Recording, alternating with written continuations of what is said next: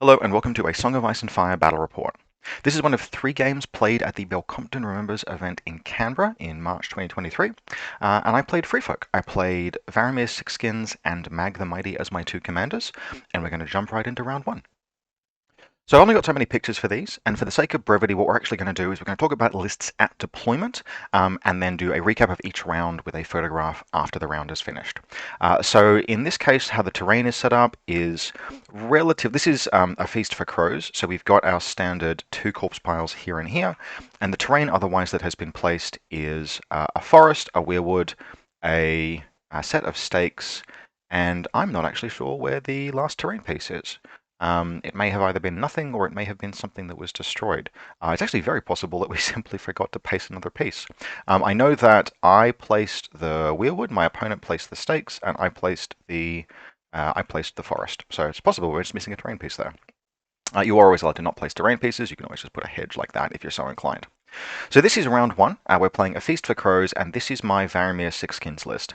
To note, this is not my entire Varamyr Sixskins list. Off the table, we have my Shadowcat and Jarl in a unit of raiders. So this list is, frankly, this list is filth. This is a list that I would never ever play at a local games night. Having now weapons tested it live in an event environment, I'm probably not even going to play it in events particularly much anymore, because it's probably the filthiest list that I've ever played. But just to break down what has gone on here, basically, my opponent has lost the roll. I've decided to pick turn order. He's picked that table side. And this is how we're setting up. So he's deployed Dragon. This is the Weakening Dragon, Rhaegal, a unit of Dothraki Archers, the Outriders, Khal Drogo in his Bloodriders, a unit of Screamers with a Khal, and then Jorah Mormont. Normally you'd expect Jorah Mormont to deploy with the Archers, but he deployed Jorah Mormont first to give him some flexibility in how the rest of his army deployed, and then sort of slowly filled in this space. So it was like Jorah Mormont and then some Archers, and that left him quite flexible. In terms of like how to do the rest of his deployment, and so he eventually just filled in with Khal Drogo, the Screamers, and Rhaegal. For my part, my initial deployments were basically the first one was to declare that Jarl is ambushing, and then from there, I think we placed the wolves down dead center, and at that point, my opponent's deployment began to emerge, and because this army has 9 deployments, I basically get to always out deploy my opponent. I have to put some raiders down, but I put them in relatively conservative positions, and then from there we can fill out as we want.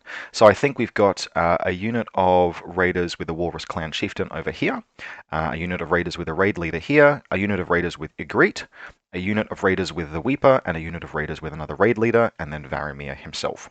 So my plan basically is I'm going to let my opponent go first, because I'm going to want to bring Jarl on behind his army probably. Probably, not certainly. I'll actually change my mind about that mid-game. But I want to bring Jarl on turn 2, not on turn 1. And I'm going to bring him in on alongside the Shadowcat. And so basically what I'm hoping to do is to use sort of the raiders to form a line here, pin him in place, fight all of this stuff. Varamyr can sit on this objective, and I'm looking to either slowly or quickly tick up points. If my opponent doesn't kill anything, then fine, my opponent doesn't kill anything. If my opponent does kill things, I'm going to want to create corpse piles sort of like here and here, and sit on those as well and rack up points. One of the things about this list is that if you destroy this entire army, you score 1 VP. Literally nothing else in the entire army is worth victory points. They're all either insignificant or Varamyr's beasts have their own rule. And so, yeah, this list is actually called Varamyr's Famine because it is literally a victory point famine. If you're interested in army lists, in addition to what I've talked about here, they will be in the description of the video below. So this is how things looked at the beginning of the first round. Let's fast forward and see the end of round 1. So here's how things are looking at the end of the first turn, beginning of the second. And although I forgot to mention this, NCUs are Barristan Selmy and Daenerys Targaryen, the one that removes condition tokens, gives rerolls. And for my part, we have Styr and Val. 2 NCUs for Targaryens is a bit weird, but it does allow you to fit sort of like a 5-wide, a 5-2 split rather than a 4-3 split. And I much prefer playing Free Folk with 2 NCUs if I can. The original version of this list actually did have 3 NCUs because, like, look at this. Deploying 5 raiders is already challenging enough when you have Varamyr's beast running around. But the addition of Jarl in the list actually let me displace my 3rd NCU. In terms of the value of NCUs in this list, that's a whole separate thing we could talk about. We could talk about the relative value of a third NCU versus another combat unit. It is different for each faction, but in its simplest incarnation, NCUs are a support and force multiplication piece. And what in this list am I force multiplying? What individual piece is as good, is going to get multiplied by the presence of an NCU that will be as worthwhile as literally more raiders? And in this case, Jarl has performed super well in games with him, not necessarily with Varamyr, but with other commanders as well. I've been really enjoying him, and he lets me deploy and concentrate the entire army. Now, my opponent is going first this turn. So what have I done at the end of the first round? So everything basically just kind of moved forward, and everything of my opponent's moved forward. Formed kind of a line here, formed a line here. Obviously, the ambushing things haven't appeared yet. That's going to happen at the beginning of round 2. And we were just kind of chill. I didn't move up into range where I could get shot. Obviously, I have a big activation advantage over basically every army in the game. So I was able to avoid getting shot by the archers, and I only pulled up into that space afterwards. And we've just kind of like set up and gotten ready. But because I have like 4 activations after my opponent, 3 activations after my opponent if I'm going first. What I actually did was, when Styr activated, he put his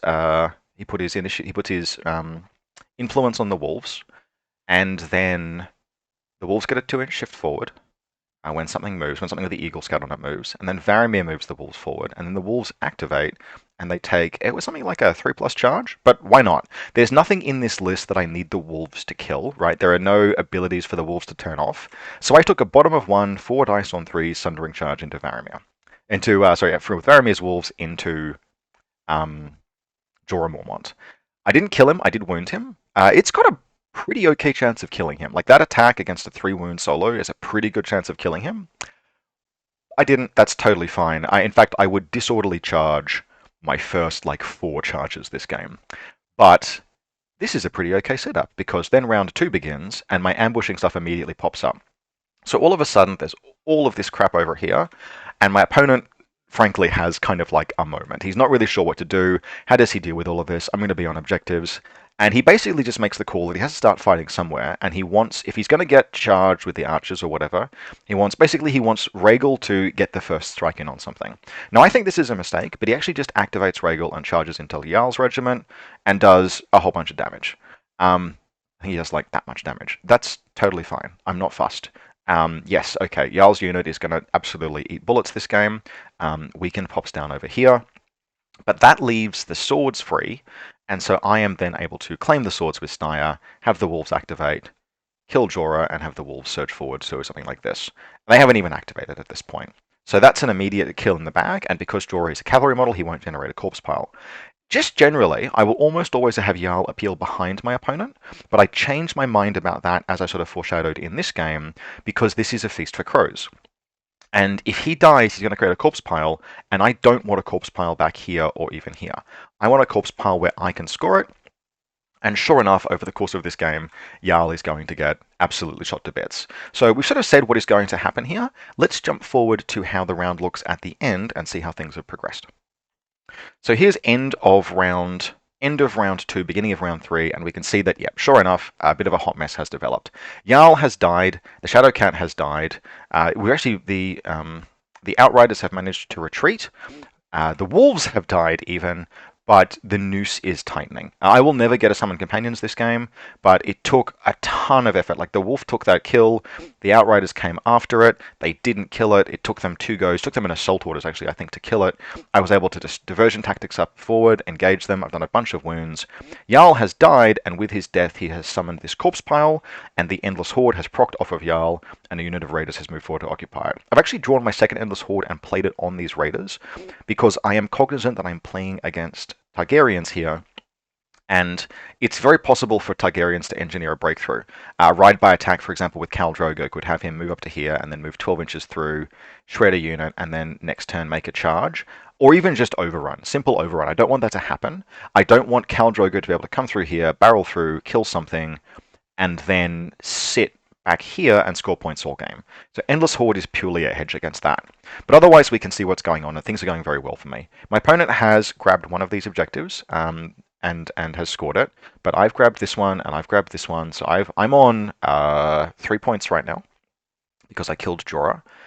And these points are going to tick up. They're going to tick up, and this cordon is closing. Now, we will see a game state emerge where eventually I am going to run out of raiders to throw into the breach. The dragon and Khal Drogo in particular are very challenging for this list to kill. The best case you do get, like you can do a fair bit of force multiplication. You've got vulnerable tokens, panic tokens. You can potentially get vicious. You can get gang up. You can get sundering. You can get extra attack dice. But ultimately, you can only concentrate so much force, and Khal Drogo's unit is hugely resilient. But basically look how things are going. I am ticking up on victory points, time is getting away from my opponent, and I don't need to amass that much of a lead, right? This is the beginning of turn 3 here, the end of round 2, and all I need to do is just get a bit ahead and a bit ahead and a bit ahead of my opponent and not die, and none of these models are worth victory points. Only Varamyr is worth any VPs. That's a theme that's going to sort of come up. And it is actually at this point that my opponent realized how difficult it is for him to score points. He'd been pulling back, playing conservatively, right, shaving off the beasts, narrowing that activation advantage down, killing Jarl, right? So he's killed 3 things and he's only lost 1 unit. But he's realizing that the game is kind of lost. Let's jump forward and see how things develop.